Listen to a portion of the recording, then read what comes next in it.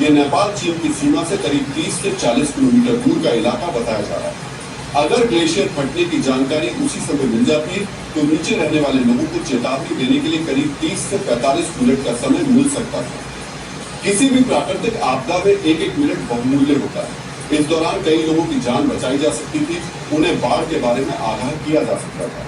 लेकिन चीन ने नेपाल को बाढ़ के बारे में कोई अर्ली वार्निंग नहीं दी। सोचिए, चीन के साथ नेपाल दोस्ती बढ़ा रहा है, लेकिन चीन ने इसके बावजूद नेपाल को इस तबाही के बारे में कुछ नहीं बताया।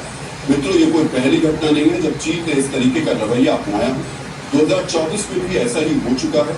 2 बड़ी ग्लेशियर झील के फटने के बाद नेपाल ने नाराजगी भी जताई थी। नेपाल के मौसम विज्ञान विभाग के प्रमुख जगदीश्वर कर्मचार्य ने उस वक्त आरोप लगाया था कि चीन सरकार ने अपने ग्लेशियर के खतरे के बारे में आवश्यक जानकारी साझा नहीं की। इसकी वजह से नेपाल के पहाड़ी क्षेत्रों में रहने वाले लोगों की जान खतरे में पड़ रही। लेकिन इसके बावजूद चीन प्राकृतिक आपदाओं के मामले में नेपाल को रियल टाइम डेटा या अग्रिम चेतावनी मुहैया नहीं करा रहा। साथ ही ये आरोप भी लग रहे हैं कि चीन हिमालय के क्षेत्र में जो कंस्ट्रक्शन का काम कर रहा है उसकी वजह से यह प्राकृतिक आपदा आई। लेकिन चीन अपनी गलती मानने के बदले उल्टे नेपाल पर आरोप लगा रहा है। चीन की सरकारी न्यूज एजेंसी सिन्हुआ का दावा है कि नेपाल में बाढ़ उसी के इलाके में हुई मडस्लाइड की वजह से आई। यानी वो अपनी गलती मानने के बदले इस आपदा को नेपाल से जोड़ रहा है। इतने नहीं, वो ये दावा भी कर रहा है कि नेपाल की इस प्राकृतिक आपदा से चीन के कुछ इलाकों को भी नुकसान हुआ है। मेरे मित्रों, नेपाल का एक पड़ोसी चीन है जिसने तबाही को लेकर अर्ली वार्निंग नहीं दी, और दूसरा पड़ोसी भारत है जो मदद के लिए निकल भी चुका है। भारतीय वायुसेना ने नेपाल की मदद के लिए अपने ट्रांसपोर्ट एयरक्राफ्ट बेड़े के विमान को तैयार रखा है। इनमें C-17, C-130J और C-295 विमान शामिल है। जैसा कि हमने आपको कुछ देर पहले ही बताया था कि भारत का एक विमान 10 टन राहत सामग्री के साथ रवाना भी हो चुका है। प्रधानमंत्री नरेंद्र मोदी ने भी नेपाल की हर मुमकिन मानवीय और राहत सहायता का भरोसा दिया। नेपाल में आई बाढ़ के बाद प्रधानमंत्री मोदी ने नेपाल के पीएम बालेन शाह से फोन पर बातचीत की। उन्होंने कहा कि इस मुश्किल समय में भारत के लोग नेपाल में अपने भाई बहनों के साथ एकजुटता से खड़े हैं। नेपाल को हर संभव मानवीय सहायता देने के लिए भारत तैयार है।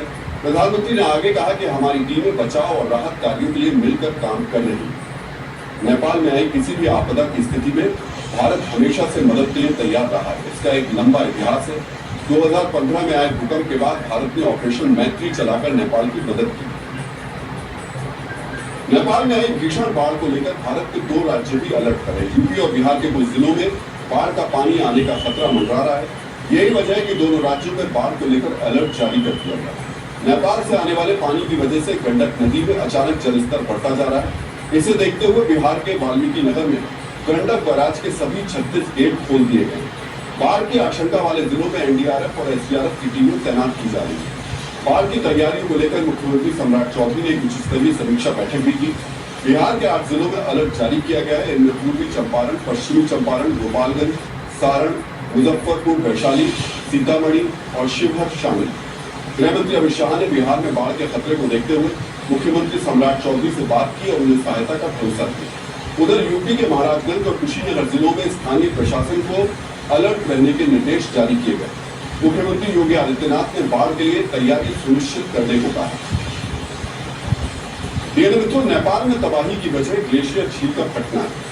जब कोई ग्लेशियर पिघलता है तो उसके सामने बना मिट्टी और पत्थर का प्राकृतिक बांध पानी को रोक लेता है। इससे एक झील बन जाती है। बर्फ या चट्टान खिसकने, भूकंप या बादल फटने पर यह बांध टूट जाता है। इसी वजह से वैसी तबाही आती है जो आज नेपाल में आई। इन झीलों की तुलना आप परमाणु बम से कर सकते हैं, क्योंकि ये झीलें अचानक फटती हैं और बहुत ज्यादा तबाही मचाती है। हिमालय के ग्लेशियर पिघलने से हिमाचल प्रदेश में भी खतरा बढ़ गया।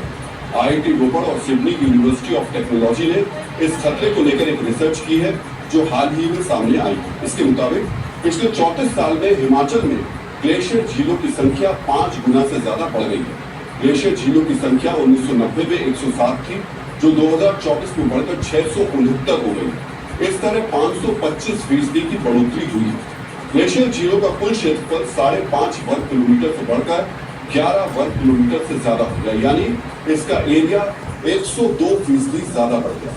इससे सतलुज और व्यास पर बने हाइड्रो पावर स्टेशन को खतरा है। मित्रों, नेशनल डिजास्टर मैनेजमेंट अथॉरिटी और ज्यूरिख यूनिवर्सिटी ने मिलकर के ग्लेशियर झीलों को लेकर एक अपनी रिपोर्ट तैयार की। इसके मुताबिक भारत के हिमालयी क्षेत्रों में 7,570 ग्लेशियर झीलों में से 56 को क्रिटिकल बताया गया, यानी इनके फटने का खतरा है। मित्रों, आज आपको यह भी जानना चाहिए कि दुनिया में कितने ग्लेशियर हैं, कहां सबसे ज्यादा और कितनों को लेकर खतरा है। रेडॉल्फ ग्लेशियर इन्वेंट्री के मुताबिक दुनिया में कुल 247 ग्लेशियर मौजूद है।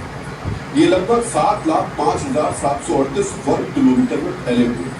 संख्या के हिसाब से देखें तो सेंट्रल एशिया में सबसे ज्यादा 54,429 ग्लेशियर झीलें मौजूद है। इनसे 1.5 करोड़ लोगों को सीधा खतरा है। इनमें से आधे लोग सिर्फ 4 देशों यानी भारत, पाकिस्तान, पेरू और चीन में रहते हैं।